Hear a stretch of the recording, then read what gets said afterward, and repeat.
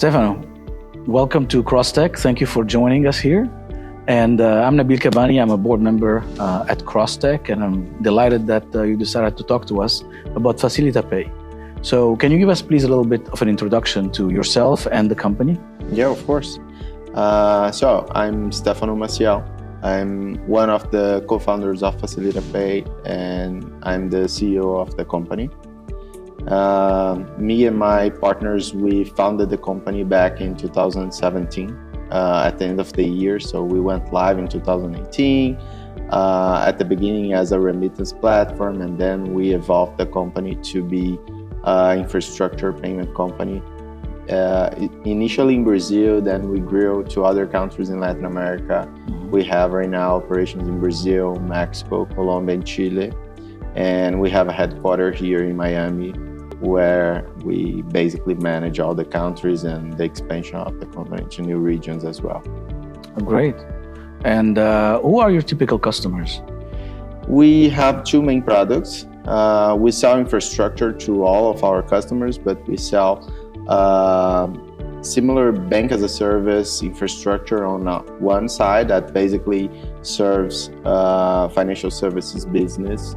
And the other product is an infrastructure for a payment gateway solution. So on that side, we serve e-commerces, SaaS, any kind of business that needs a cross-border payment gateway and connection with local payment rails in Latin America.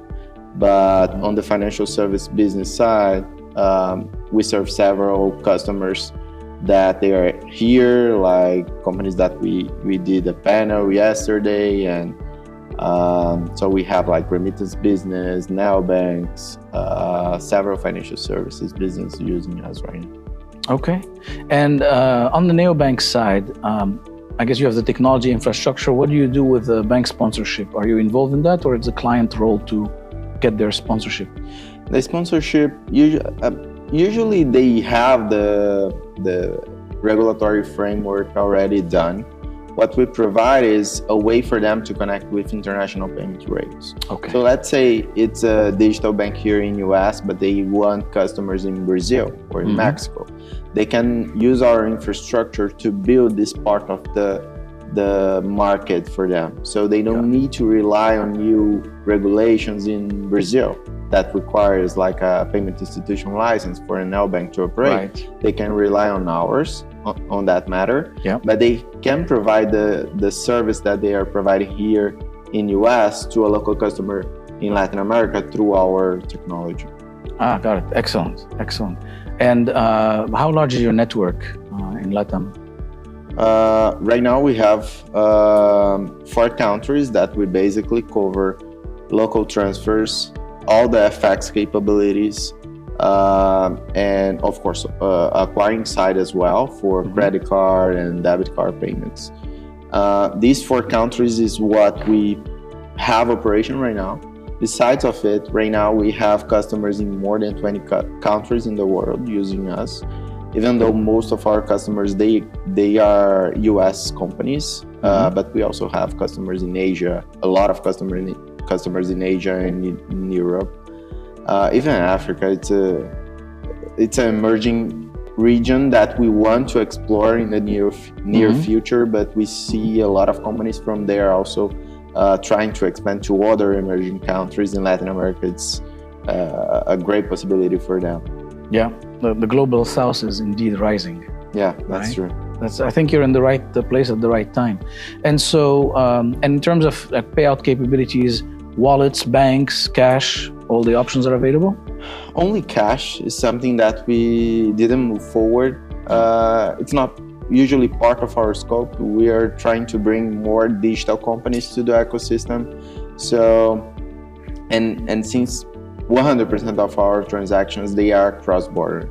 For the AML perspective, and we have like tier 1 banks that we use abroad, they don't like this kind of cash involvement. So we decided to not pursue this part of the business. But regarding the other payment methods, we have several alternative payment methods in every country that wallets is important. Instant payment methods, usually bank transfers, is something that we really care about delivering this kind of solution to our customers. So we have like direct connections with Pix in Brazil. We have direct connections with ACH for PSC payments in Colombia, SPAY as well in Mexico. So these direct connections is really important for us, and on the acquiring side as well, it's really important to have the local acquiring capabilities in each country that we have right now. Yeah. You know, I have to introduce you to a friend of mine. They're setting up an initiative called AMUX in Mexico to connect rural banks to SPAY, which today they're not connected. Some of them don't even have systems that can connect. Yeah. And that's part of their whole initiative. Because bankerization is on the rise, and I think that what you're doing makes a lot of sense. Between wallets and bank modernizing and connecting to all their settlement system, that's a very smart business plan. Great. So what was your purpose for coming to CrossTech? Well, I visited the conference before once, a few years ago. It was smaller, so yes. Great job in you and the whole team in growing the conference. We have several customers here, not only customers, but also partners. So it was a great possibility to meet them. As I mentioned, we are based here in Miami, so it's always great to have customers or people that we know near us and making connections. So it was actually great meeting a lot of people from Brazil as well.